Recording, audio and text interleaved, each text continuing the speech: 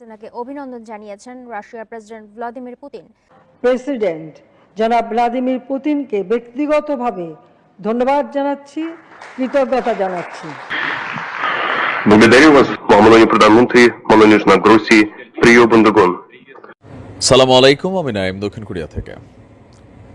রূপপুর পারমাণবিক বিদ্যুৎ কেন্দ্র প্রকল্প, এই প্রকল্পকে কেন্দ্র করে প্রায় 5,000 কোটি টাকা, না জানি 500 কোটি টাকার একটা খেলার হিসাব আসছিল যে রোসাটম নামক রাশিয়ার যে রাষ্ট্রায়ত্ত প্রতিষ্ঠান, তারা এখানে একটা সিন্ডিকেট সিস্টেমে অনেকগুলো টাকা শেখ পরিবারকে দিয়েছে। টিউলিপ এবং সজীবজের জয় সহ একটা সিন্ডিকেটের মাধ্যমে এই টাকাটা পাচার হয়েছে।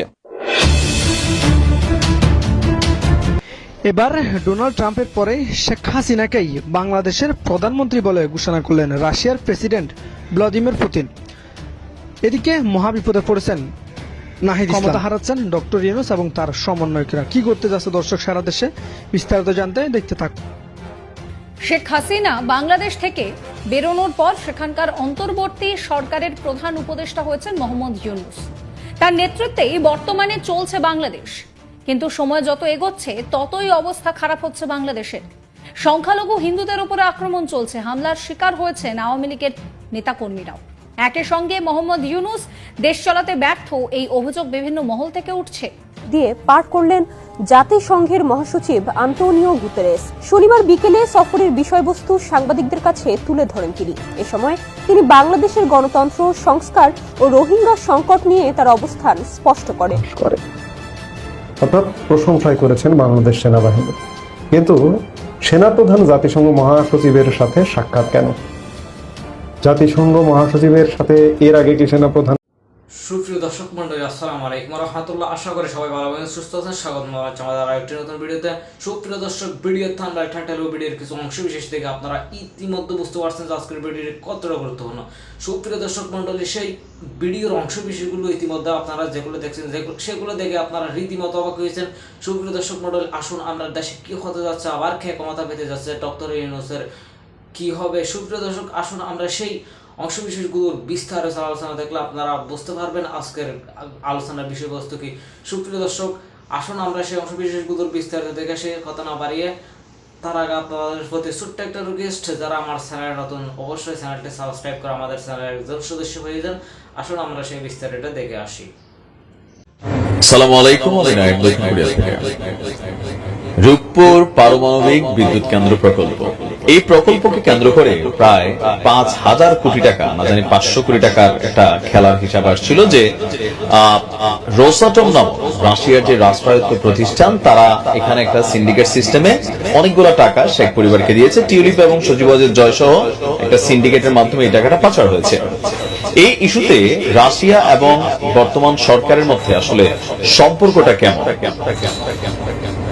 যখন এই প্রতিবেদনটা প্রকাশ হল, বিপরীত দলের রাজনৈতিক নেতৃত্ব যারা, তারা এটা নিয়ে অনেকেই সমালোচনা করেছেন। পাশাপাশি গণমাধ্যমগুলো প্রতিবেদনটা তারা ফলো করে প্রচার করেছেন। কিন্তু সরকারের সাথে, রাশিয়ার সাথে অন্তর্বর্তীকালীন সরকারের বা ডক্টর মোহাম্মদ ইউনূস সরকারের সম্পর্কটা ফাটল ধরলো নাকি আসলে পজিটিভলি আছে? দর্শক, আপনি একটু ভালো করে খেয়াল করেন, ডক্টর ইউনূস সাহেবের যে সরকার কূটনৈতিক ভাবে বিশ্বের যেই সব দেশগুলোর সাথে বাংলাদেশের ভালো সম্পর্ক, তাদের সাথে কিন্তু সম্পর্ক খারাপের পক্ষে যায় নাই।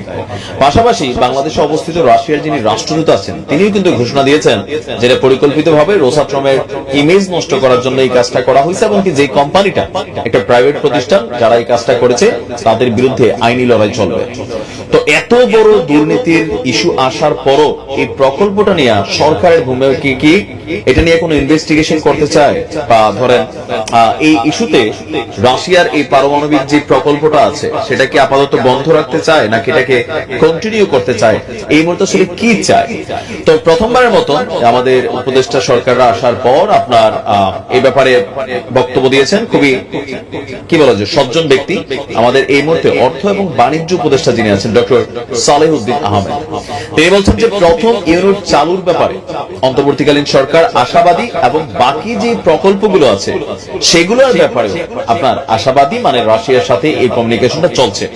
রাজধানীর আগারগাঁওয়ে Bangladesh institute of governance and ম্যানেজমেন্টের এক প্রোগ্রামে সাংবাদিকদের উদ্দেশ্যে তিনি বলছেন যে সাংবাদিকদের প্রশ্ন ছিল যে রূপপুর পরমাণু বিদ্যুৎ প্রকল্পে প্রথম ইউনিট চালুর ব্যাপারে মানে আপনাদের সিদ্ধান্ত কি, বা এই যে এখানে নানান ঘটনা ঘটলো এরপর আসলে প্রকল্পটাকে আলোর মুখ দেখবে নাকি মুখ থুবড়ে পড়বে। তো তিনি আপনার সোজা সাপটা অ্যান্সার দিয়েছেন যে পরমাণু বিদ্যুৎ প্রকল্পের প্রথম ইউনিটটি চালুর ব্যাপারে আমরা আশাবাদী। আর এই মুহূর্তে সরকারের প্রথম পরিকল্পনার মধ্যে বিদ্যুৎ সেক্টরের এটাকে চালু করাই হচ্ছে তাদের প্রথম আলোচনা। আর বাকি যে প্রকল্পগুলো আছে সেগুলো বন্ধ হবে না, সেগুলো আপনার চলবে। তো ডক্টর সালাউদ্দিন আহমেদ বলছেন যে রাশিয়ার রাষ্ট্রদূত তার সাথে দেখা করেছিলেন, তার সাথে আলাপ করেছে। তো বাংলাদেশের অন্তর্বর্তীকালীন সরকার এবং রাশিয়ার সরকার এই ব্যাপারে আলোচনা করেছে এবং বাংলাদেশ তাদের টেকনিক্যাল টিমের সঙ্গে আপনার থাকার ইচ্ছা প্রকাশ করেছে। আরেকটু যদি আপনাদেরকে আমি এখানে তথ্য দেই, ফাইনালি সরকারের যতটুকু কথাবার্তা থেকে আমরা বুঝছি যে ভারতের যে আদানি গ্রুপ থেকে যে বিদ্যুতের ইস্যুটা সেটা নিয়ে কিন্তু একটু আলোচনার ইস্যু হয়ে গেছে।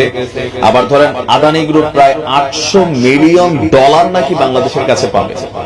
তাহলে আমরা যে বিদ্যুৎ সেক্টরে লক্ষ লক্ষ কোটি টাকা দিলাম, এই টাকা কই গেল? আদানি পাবে $800 মিলিয়ন। এটা নিয়ে অন্তর্বর্তীকালীন সরকারের কাছে তারা চিঠি পাঠিয়েছে। তবে এটা বলছে যে এই টাকা পরিশোধ না করলে এই মুহূর্তে বাংলাদেশে বিদ্যুৎ বন্ধ করে দিবে। বিষয়টা কিন্তু আবার এমন না। আদানি গ্রুপ বাংলাদেশকে বিদ্যুৎ সাপ্লাই দেওয়ার জন্য বিলিয়ন ডলার তারা ইনভেস্ট করেছে যে বাংলাদেশের কাছে এটা বিক্রি করবে, সেখান থেকে তারা লাভবান হবে। তো হুট করে আদানি গ্রুপ যদি মনে করে যে $800 মিলিয়ন দিবে না, এই মুহূর্তে সরকার কই থেকে দিবে, আমরা বিদ্যুৎটা বন্ধ করে দেয় 1 সপ্তাহের জন্য, এটা কিন্তু আবার বিদ্যুতের চুক্তিতে একটা ঝামেলা তৈরি হবে। তো এই মুহূর্তে একটা বিদ্যুৎ সেক্টর নিয়ে বড় ধরনের ধাক্কা কিন্তু যাচ্ছে। মাথারবাড়ি বিদ্যুৎ প্রকল্পে কিছুটা ডিস্টারবেন্স, কয়লার সংকট আছে 1-1.5 মাসে। এর মাঝখানে বাংলাদেশের বিভিন্ন জায়গায় গত কয়েকদিন যাবত বিশেষ করে কুমিল্লা সহ আরো অনেক এলাকায় বিদ্যুৎ কিন্তু ভালোই সংকট হচ্ছে। তো এর মাঝখানে যদি রাশিয়ার সাথে আবার ধরেন এই প্রকল্পের ইস্যু নিয়ে এই প্রকল্প সামহাউ এটাকে বন্ধ করা হয় অথবা যে গতি আছে সেটাকে থামাই দেওয়া হয়, তাহলে আগামী 2-4 মাস পরে বাংলাদেশ বড় ধরনের বিদ্যুৎ ঘাটতিতে পড়তে যাবে।